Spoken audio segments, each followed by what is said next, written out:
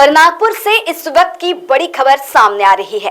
अंबेडकर सांस्कृतिक भवन परिसर अंबाझरी बचाव कृति समिति के बैनर तले महिलाओं का आंदोलन 272 दिनों तक चल रहा है।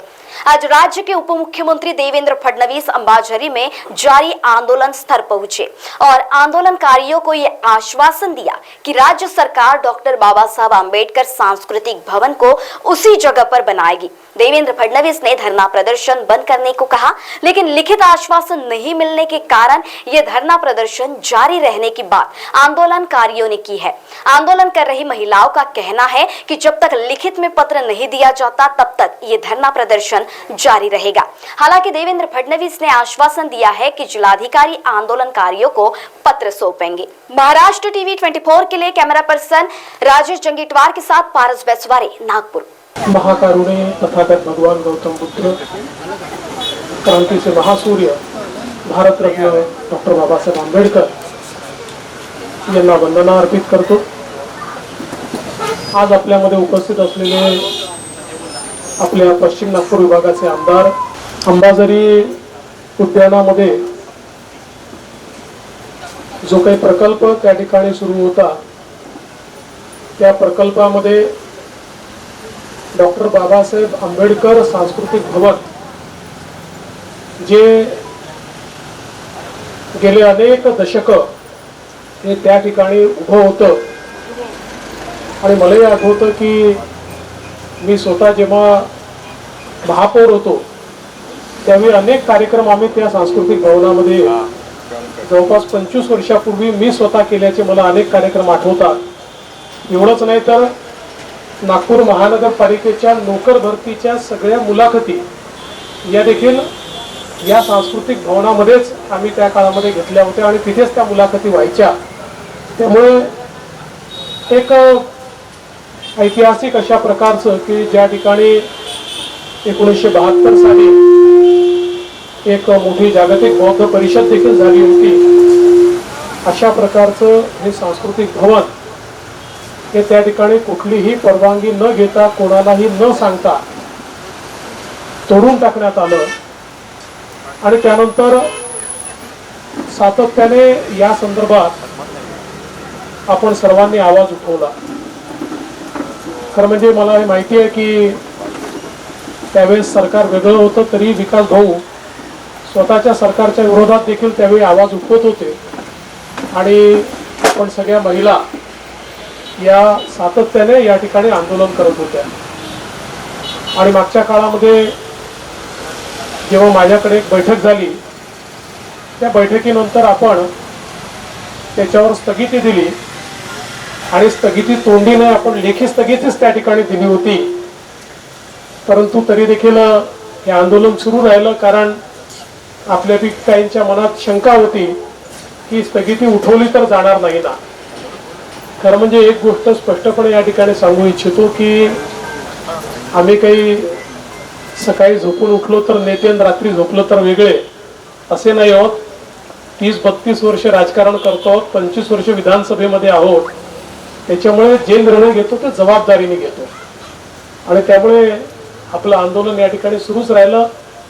मी आज देखील बैठकीमध्ये सांगितलं की मला याचं दुःख झालं की मी स्वतः लेखी स्थगिती दिल्यानंतर देखील अशा प्रकारे आंदोलन हे सुरू राहिलं, पण आपण देखील त्याची कारणं सांगितली, त्याच्यामुळे आता त्या कारणांमध्ये आपल्याला जाण्याचं कारण नाहीये आणि म्हणून आजच्या बैठकीत आपण हे ठरवलेलं आहे। पहिली गोष्ट तर या संदर्भात लवकरच आपण लेखी आदेश देखील तुम्हाला देऊ, पण जे ठरलेलं आहे त्याच्यामध्ये हे जे काही या ठिकाणी आपलं डॉक्टर बाबासाहेब आंबेडकर सांस्कृतिक भवन आहे हे पूर्णपणे स्वतः राज्य सरकार हे त्या ठिकाणी तयार करेल, कोणाही खासगी व्यक्तीला आम्ही ते देणार नाही, हा निर्णय आपण केला। दुसरा निर्णय, इथला जो काही प्रकल्प आहे तो रद्द करण्याच्या संदर्भातली शासनाची भूमिका आहे, तो रद्द करताना त्याच्यामध्ये कायदेशीर त्रुटी राहू नयेत किंवा उद्या आम्हालाच त्यांना कम्पेन्सेशन द्यायची वेळ येऊ नये की सरकारने आम्हाला दिला आणि सरकारनेच रद्द केला। आणि म्हणून या संदर्भात जे राज्याचे महाअधिवक्ता आहेत ॲडव्होकेट जनरल यांचं ओपिनियन हे घेण्यात येईल आणि त्यांच्या ओपिनियन अनुसार पुढची जी कारवाई आहे ती कारवाई रद्द करण्याची ती या ठिकाणी आपण निश्चितपणे करू। आणि यासोबत आपला जो बगीचा आहे तो देखील हा प्रकल्प सुरू असल्यामुळे लोकांकरता बंद होता, तर तो लवकरात लवकर लोकांकरता खुला कसा करता येईल, त्यात जे काही छोटे मोठे कामं करायचे आहेत तेवढे करून तो लोकांना कसा खुला करता येईल या तीनही गोष्टी या आपण करू। आणि आता याची सगळी कारवाई पूर्ण झाल्यानंतर केवळ सांस्कृतिक भवनच नाही तर मग त्याच्यानंतर जो काही प्रकल्प करायचा आहे तो देखील शासनाकडनंच म्हणजे शासनाच्या निधीतनंच आपण तो प्रकल्प त्या ठिकाणी कसा करायचा त्या संदर्भातला निर्णय हा निश्चितपणे घेऊ। त्यामुळे मी पुन्हा एकदा आपल्याला सांगतो की या संदर्भात कालही आमची भूमिका तीच होती, आजही भूमिका तीच आहे, भूमिकेत कुठलाही बदल नाही आहे। आपण सगळ्यांनी विश्वास ठेवावा आणि आता हे जे काही मी सांगितलेलं आहे ते जिल्हाधिकारी आपल्याला लेखी देखील कळवतील, पण त्याची वाट न पाहता आता आज मी स्वतः या ठिकाणी आलोय, त्यामुळे माझा मान ठेवून आता बघा मलाच बोलू देत नाही तुम्ही, कसं होईल म्हणजे मग ते जिल्हाधिकारी देतील। आता आपलं बैठकीत देखील ठरलंय, मी आज या ठिकाणी आलोय आपल्याला विनंती करण्याकरता आलोय की आपल्या बाजूने आम्ही उभे आहोत, त्याच्यामुळे आता माझ्या विनंतीला मान देऊन आपण सर्वांनी हे जे काही या ठिकाणी इतके दिवस जवळपास 200 दिवस आपण 272 दिवस आपण सगळ्यांनी हे जे काही आंदोलन या ठिकाणी केलेलं आहे हे आंदोलन आपण स्थगित करावं। आणि मी आपल्याला विश्वास देतो की निश्चितपणे आपल्या मनासारखी कारवाई ही या ठिकाणी आपण करू, ती लवकरात लवकर करू।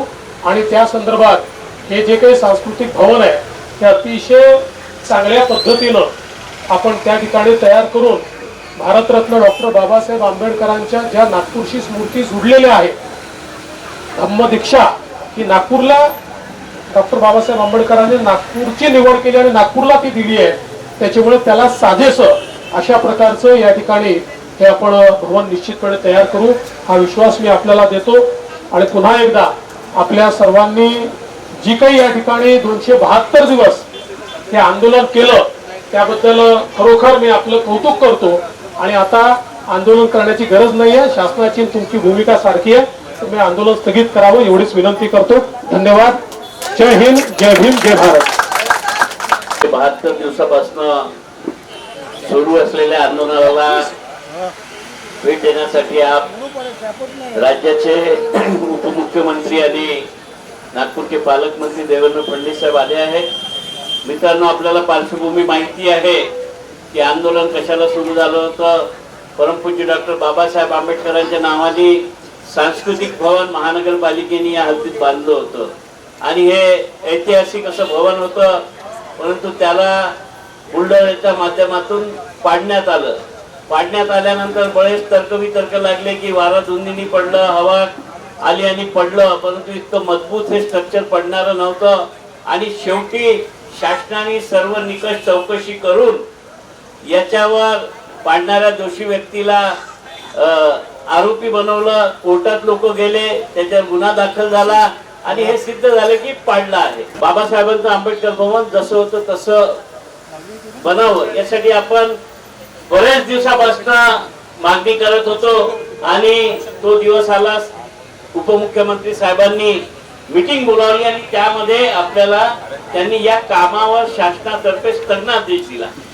परंतु आपली मागणी होती की स्थगनादेश दिला पण आम्हाला लेखी नाही, तर मला वाटतं आपल्याजवळ लेखीच कागद होता की याच्यावर स्थगनादेश शासनाचा आदेश होता। आज पुन्हा आपण साहेबांशी भेटलो आणि त्यांनी पुन्हा तुम्हाला आश्वस्त केलेलं आहे की या ठिकाणी कोणतीही खाजगी कंपनी काम करणार नाही। इथे आंबेडकर स्मारक शासन बनवेल, अंबाझरीचं उद्यान जनतेसाठी खुलं होईल आणि यासाठी जी शासनाने प्रक्रिया केली होती ही प्रक्रिया कायदेशीर बाब आहे। आपली मागणी अशी होती की आम्हाला लेखी स्वरूपात अद्याप काही मिळालेलं नाही आणि म्हणून माननीय उपमुख्यमंत्री महोदयांना आम्ही वारंवार विनंती केली लेखी पत्राद्वारे आणि समक्ष भेटून सुद्धा की सर आम्हाला लेखी द्या। जर आम्हाला लेखी मिळालं तर सरकारचा तो कागद आम्ही आमच्या जनतेला दाखवू, आमच्या आंबेडकरी लोकांना दाखवू, त्यांचं समाधान आम्हाला करता येईल। आम्ही या आंदोलनाचं नेतृत्व करत आहोत, पण लोक आम्हाला सातत्याने विचारत असतात, आमच्याकडे उत्तर मागतात की कुठे आहे तुमच्या हातामध्ये कागद आणि कसं काय आंदोलन बंद करणार। आणि आता हे तर खासगी व्यक्तीला देऊन टाकलेलं आहे। तर माननीय उपमुख्यमंत्री महोदयांचे आम्ही आभार मानतो की त्यांनी पहिल्या टप्प्यामध्ये त्याला स्थगिती दिली म्हणजे जो प्रकल्प सुरू आहे गरुडा कंपनीचा तो प्रकल्प आता स्थगित झाला। देखिए, पिछले बार इसी आंदोलन के दौरान जब हम 25 जून को उनके घर में उनसे मिले थे और उन्होंने मीटिंग ली थी, तो उस समय उन्होंने हमको 2 बातों का आश्वासन दिया था। पहली बात थी कि हम इस प्रोजेक्ट को प्राइवेट आदमी के हाथ से निकाल लेंगे, प्राइवेटाइजेशन के द्वारा नहीं करेंगे, सरकारी तौर पर महाराष्ट्र शासन ही इसको बनाएगी। हमने उनका धन्यवाद कहा और हम लोग वापस आ गए। लेकिन फिर हमारे लोगों ने हमसे पूछा कि आपके हाथ में क्या है लिखा हुआ, कुछ है क्या? एक भी कागज़ लिखे नहीं है, सरकार अगर पलट गई तो? हमने कहा नहीं पलटेगी, उप मुख्यमंत्री है।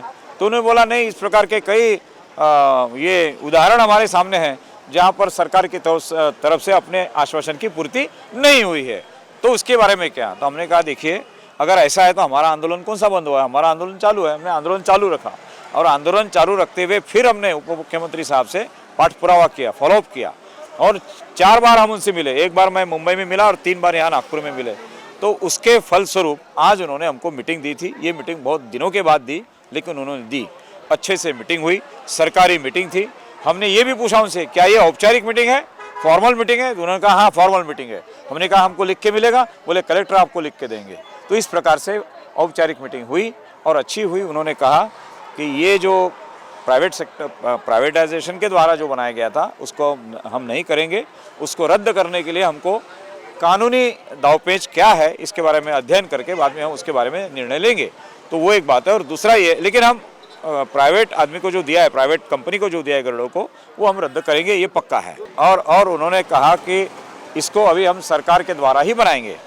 तो बोले कि फिर हमने कहा कि कितने दिन में बनाएंगे, आप लेखी दीजिए वगैरह वगैरह। तो उन्होंने कहा कि मैंने अभी चूँकि आपकी 2 बातें मंजूर की है तो आप अभी अपना आंदोलन बंद कीजिए।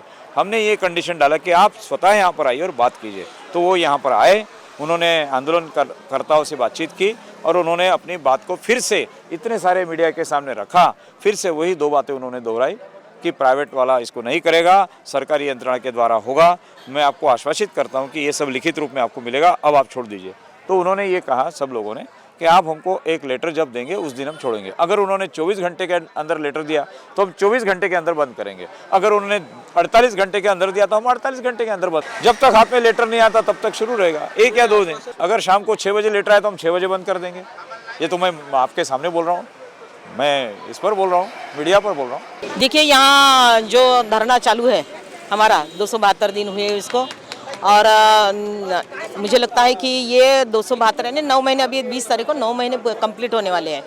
तो इन दिनों में हमने जो धरना किया है उस दरमियान हमने मोर्चे निकाले, निवेदन दिए, सब साहब से 4 बार मिले हम। 4 बार उनसे मुलाकात हमारी हुई है और उन्होंने कहा है कि मैं कर रहा हूँ। लेकिन फिर भी हमारा विश्वास नहीं था। कर रहा हूँ यानी कब तक आपका ये कर रहा हूँ चलेगा। तो इसलिए हम यानी साहब के धर्मपेट के वहाँ जो उनका घर है वहाँ पे हम गए थे, उनको स्मरण पत्र लेटर, रिमाइंडर लेटर हम देने गए थे।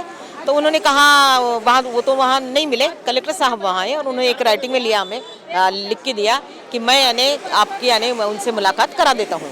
तो एक ऐसे मीटिंग उन्होंने आज के दिन लगाई थी। आज 18 तारीख है, 12 बजे उन्होंने मीटिंग लगाई। 12:30 बजे हमारे उनसे मुलाकात हुई, मीटिंग हुई हमारी। और वो मीटिंग में उन्होंने कहा कि आप कितने दिन से आप यहाँ बैठे हो? मैं कर रहा हूँ ना, स्टेबल आया मैंने स्टेबल आया है और इसके आगे भी मैं यानी मुझे जो वो लीगल प्रोसीजर होती है तो वो करने में मुझे वक्त लग रहा है। आप मुझे वक्त दो। और आप कितने दिन यहाँ बैठोगे?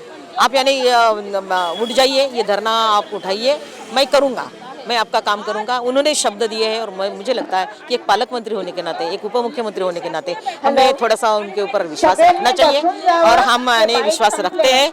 और वो हमें राइटिंग में भी देने वाले हैं, वो देने वाले हैं।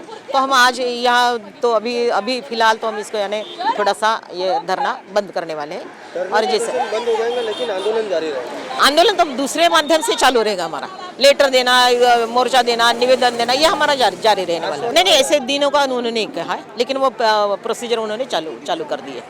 वो बोले कि एजी को बात करनी पड़ेगी एजी से और फिर वो यानी उनसे ये करना पड़ेगा। तो चालू है हमारा। बढ़ते पेट्रोल के दामों ने अगर बढ़ाई है आपकी चिंता, तो इलेक्ट्रॉनिक मोपेड स्कूटर आपके चेहरे पर लाएगी खुशी। तृषा ईवी सॉल्यूशंस लेकर आया है modern electric scooter Bravo, e motorcycle moped scooter model के फंक्शंस जानकर आप रह जाएंगे दंग। अब लो बैटरी की चिंता से भी रहे दूर। ई स्कूटर में मिलेगी आपको 2 बैटरी की सुविधा, चलाने में आसान और look wise classic. School college student के साथ बुजुर्गों के लिए भी एक बेहतर विकल्प। 1 सिंगल चार्जर में स्कूटर चलेगी नहीं बल्कि दौड़ेगी 280 किलोमीटर तक। Modern electric scooter Bravo, a functions blend of modern and retro style, electrically charge and environment friendly. हमारा पता तृषा ईवी सॉल्यूशंस, गड्डी गोदाम चौक, कामठी रोड, सदर, Nagpur. Our contacts 7709 877 121। Integrity super specialist hospital end research institute of Nagpur अब नागपुर में अत्याधुनिक सुविधाओं के साथ ICU, modular operation theatre, maternity surgery end laparoscopy surgery, orthopaedic end joint replacement, dialysis unit, pathology end pharmacy. Our address Vinoba Nagar, Kharbi ring road, Nagpur. Our contact 8668792352 9801980100। Kanchan makeup studio है ना, जो देता है आपको अनेक प्रकार के फैसिलिटीज जैसे spa, makeup, hair style, bridal look और भी बहुत कुछ, वो भी एकदम मिनिमम अमाउंट में। साथ ही में अभी कांचन मेकअप स्टूडियो ने ओपन किए हैं उनके मेकअप कोर्सेज, जहां पे आप सीख सकते हैं प्रोफेशनल मेकअप आर्टिस्ट से मेकअप और भी बहुत कुछ। इतना ही नहीं, अभी आपको मिलेंगे रेंट पर गरबा कॉस्ट्यूम्स भी। तो देर किस बात की, अभी विजिट करिए कांचन मेकअप स्टूडियो जो है आपके ही Manish Nagar. Admissions are open for makeup courses. To register contact 8799862989।